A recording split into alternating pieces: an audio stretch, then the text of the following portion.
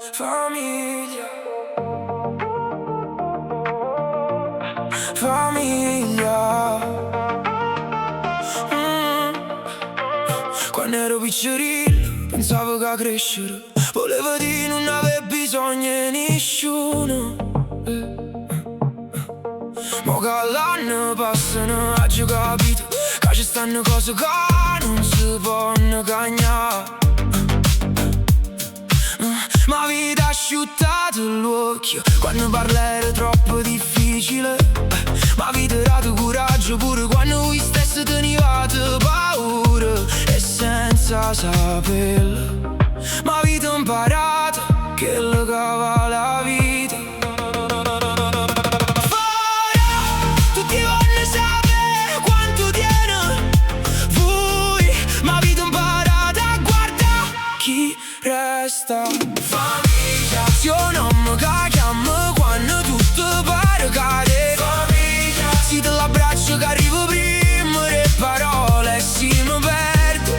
Basta pensare a voi per ricordarmi chi sono, perché a parte più belle me porto un nome vostro. Porto un nome vostro.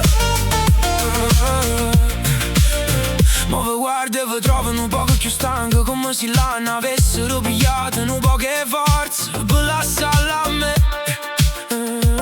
E allora capisco quante volte la vita ha fatto finta che era tutto a posto, solamente per non farmi preoccupare. E che sta cosa vale più e qualsiasi parola. Ci sta un pensiero che ogni tanto mi fa paura, sapere che il tempo non aspetta nessuno. E allora voglio abbracciarvi più forte, ricervi più spesso che vi voglio bene, perché certe parole arrivano sempre troppo tardi. Famiglia, si pure rimane cambiasse tutti io saprei a tornare.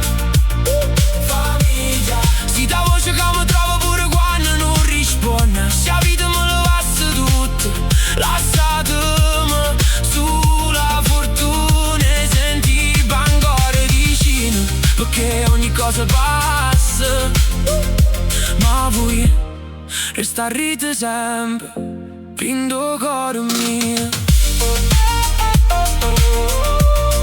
Un giorno